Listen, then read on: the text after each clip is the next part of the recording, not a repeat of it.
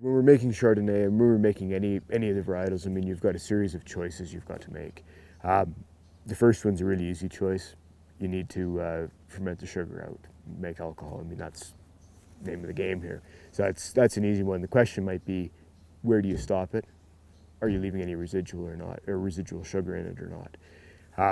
The wines we're making here, we're aiming for a very dry style, and so our goal is to allow the yeast to ferment as much of the sugar as possible. A second tool, if you want, is a malolactic fermentation or malolactic conversion, if you want, and that we're looking at a couple of reasons that we want to think about doing it, but it's in general terms. I mean, it's a conversion. It's the bacterial conversion of malic acid into lactic acid, and when we're doing that, we're changing the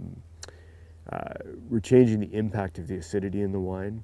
Lactic acid is less aggressive, if you want, than malic, and so what you've got is something that could be a little bit rounder when you're done, yet still have acidity in the wine. It's relatively important that we don't, through the winemaking process, we don't really stamp the wine or leave our signature on it.